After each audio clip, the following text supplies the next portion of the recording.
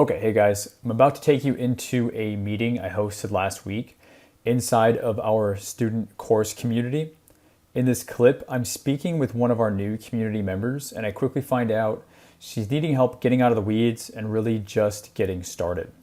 So, in this clip, I share my advice with her, and maybe it will serve you as well. Let's check it out. Jewel, I don't know if we've actually done an intro. Please correct me if I'm wrong. No, we haven't. Would Hi, love nice to, to meet would you. love to touch base. Yeah. Yeah, this is my thank you. This is my first call, and I'm just getting started, like very new to this space, so I'm just absorbing all of the information. And I think my issue is just like starting, honestly. But funny enough, I do have a virtual assistant just kind of like waiting in the wings, and I haven't fully used her at all for this purpose yet. And I was interested in hearing some good ideas to put her to work, like how, if people are using virtual assistants, how they're using them. Um, I would appreciate any suggestions that anyone has. So anybody who wants to jump in and answer that, please do. I have a comment, but I want to save that for the end. So if anybody has other team members, other VAs, AAs, please jump in now. I know it's a vague question, so.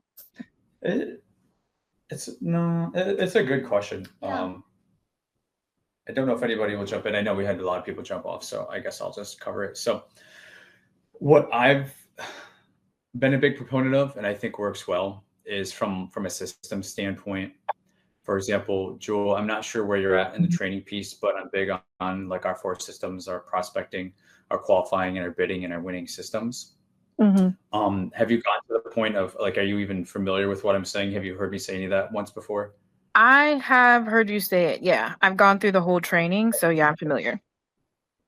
Okay, cool. So what I really like, at least for a starting point, is because I like to keep you like captain of the ship, so that you are able to make the big important decisions. And then when it comes to you investing time into a proposal or whatever, like it's going to be only on stuff that is well spent, increasingly so too, because we all have a limited amount of time.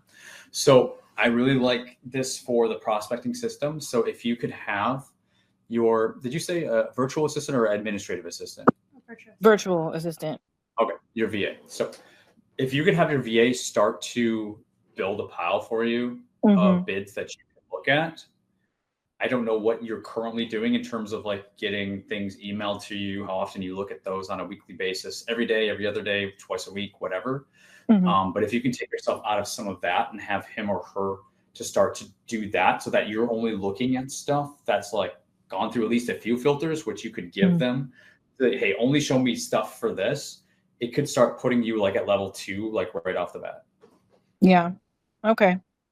That's a good suggestion. Thank you. I will implement that. Yeah, absolutely. Any other burning questions or anything else? I know you're brand new, so I'm not sure if you have too much, but. No, I don't have any burning questions today, but the more that I get like started and actually doing stuff and stop dragging my feet, the more questions I'm sure I will have.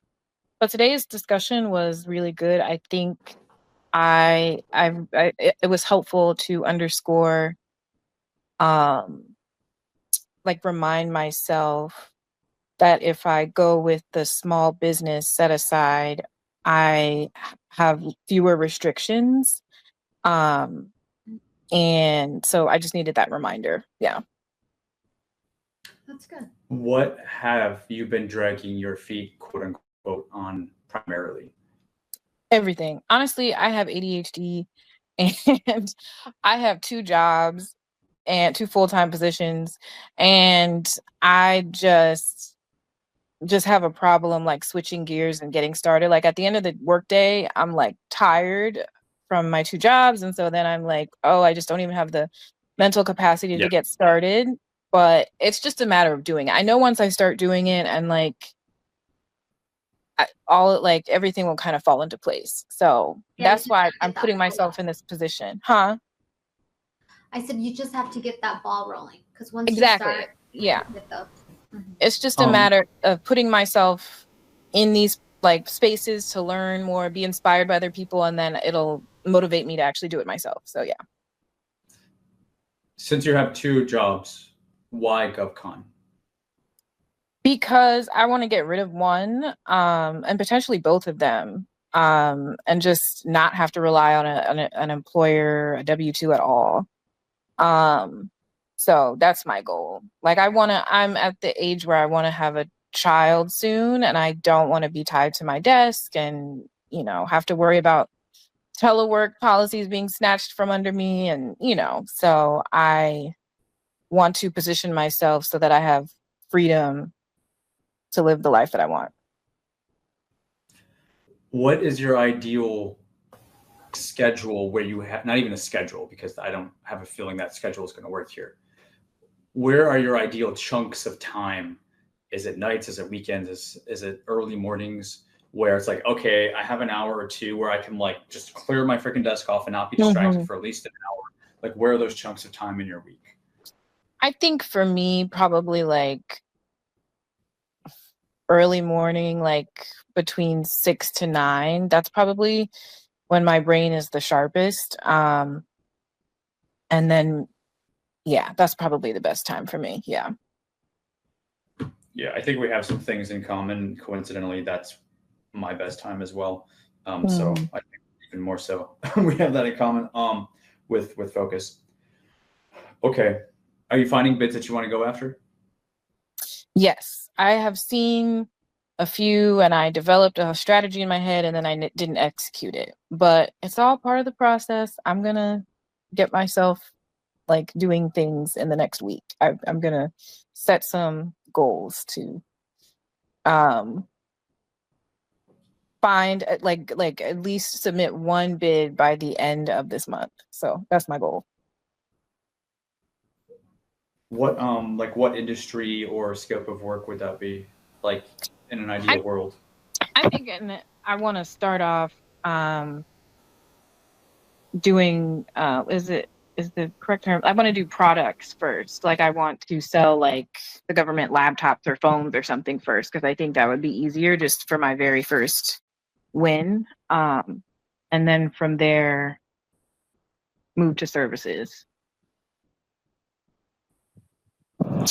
Here's Dirk's next question for you. I already know where he's going with this. Jewel, I'm totally picking on you because there's only 15 people on the call. No, so. Please do. Yeah. I do. You're I do. on the hot seat right now. No. I do it because I care. And he does. He does it because he do. I don't. He cares a lot. I believe you. It doesn't do much for me to just say, okay, that's cool. Yeah, sounds good. Bye. Like that does literally nothing. Like, no, tear me apart. No, it's not tearing. It's just getting up in your business. So, okay. What is it perceivably that's easier about supplies?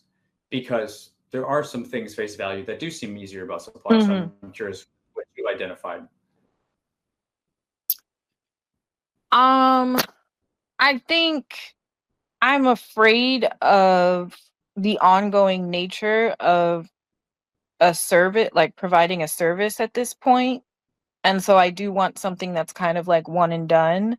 So that's like what's attractive about providing a product. And I do think that I have like good credit and enough capital to pull it off. So I don't know, based on what I've seen from other people, it seems like easier to me, but I don't know. I hope so. Okay. No, that makes sense. I just want to add, I have a technical background too. So I feel like the nuances about models and stuff, I would be able to easily like understand and address. And then I also do have contacts with some vendors. So I feel like that would be helpful to help me execute. Because I'm specifically thinking of like technical products, but yeah. Sure. Okay. That's good context. there's no right or wrong here. So I'm just using this as an opportunity to provide like maybe a more comprehensive picture, because I think with more information we can make more informed decisions, and that's a good thing, right? So if the first step is leaving one job and then leaving both jobs eventually, as kind of like a safe approach to it,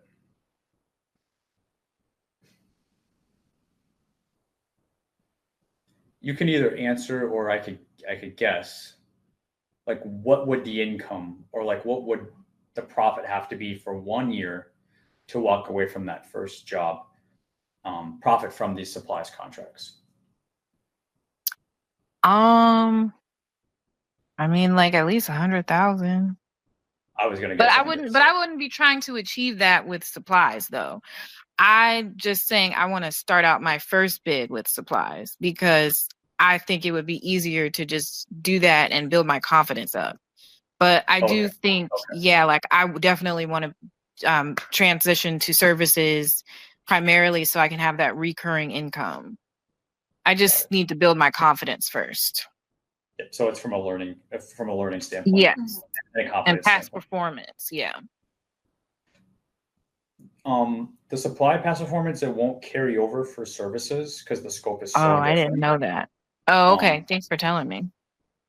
It's just kind of like, it sounds nice,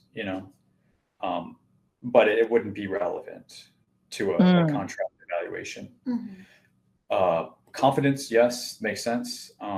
Just overall experience and whatever. Like, I think that makes a lot of sense. I often say that too. Like, I'm not a big proponent of source of SWOT responses, right? But if it eventually gets you to doing full RFQ, RFP responses, cool. Because if that piece wasn't there, then you wouldn't, like, of course, like, absolutely, of course. And I'm not even saying that you can't make money on supplies. Like, I'm being careful not to say that, because you can. And there's some times it's like, oh yeah, give us 50 cars. It's like, holy shit, we're going to make a lot of money off this. Like, yeah, you can make, like, it's all situational. So there is no right or wrong. It's all contextual. Okay. I think that sounds like you have like a good kind of segue plan. I know that you're saying this week, kick myself in the butt, like, let's get something going.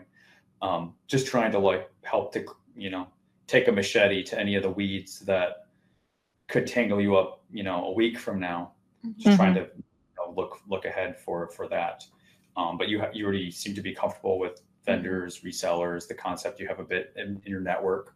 So the only other thing with that is to keep in mind is just, essentially the numbers game. If it's easy for you, it's easy for the competition. So you'll have to bid on more. That's just the nature of that game. Okay. Thanks for telling me. That makes sense. And also to kind of add to that, Derek and I, we spoke with so many, people over the years. And, I kind of just want to share a story with you. We spoke with one of, I don't recall his name, but he bid over 100 bids for supplies, and he didn't win any of it. Talk about a boost of motivation there, right? And he was done. He was like, I'm done. I'm not doing this anymore. And so when we found out what he was going after, it was supplies. And so a lot of like Unison Marketplace, a lot of DLA type stuff, parts and pieces, stuff like that. So on that note, I think what I'm trying to say is that do it, just go for it. You know, I think the experience would be there, and then from there, like, that ball would just keep rolling. Right, you're right. Okay, so, I hear you. I think that's a great. Don't sell yourself short. You know what I mean? Because if you're gonna do it, just do it. I agree, Lala. You just got to jump in. Once you have gone through Derek's course and, read the book and armed yourself with the tools that you need, there's nothing left to it but to do it. Yep. I hear you. You got it. Yeah. Maya, you famously talked about your story. I don't know if it was at least 6 months of kind of paralysis analysis imposter syndrome before you was like, okay, I got to do this or I'm not going to do it. Yeah. Yeah, So, I was very nervous. You know, I had that imposter syndrome. Like, who am I to be doing this? You know, am I qualified? Am I, you know, knowledgeable? And all of the other things that, you know, we tend to tell ourselves when we're feeling insecure. That's really what it was. And it was a contract that was actually awarded maybe 15, 20 minutes from my house. And it was for 67 grand. And I was like, oh my God, this is in the same NACE code. It's literally right around the corner. And somebody else won it when this could have been yours, Maya. And that was the boost I needed to get my butt in gear, so to speak. And after that, you know, I just went, you know, dove in head first, being on everything. That's what I'm going to do. Yeah. Yeah, Jewel, we have the Thursday accountability meetup. So if you need somebody as a partner, somebody to be accountable to help with that, because I know a lot of people are if they're not saying it, they're thinking exactly what you're saying, which is why I'm spending time on this, because it's literally so many people. Like, you are not the minority, you are actually the majority. And so for you to be able to riff off with other people every week on Thursdays, it can make all the difference, you know, for what it's worth. Yep, I'm definitely going to join that.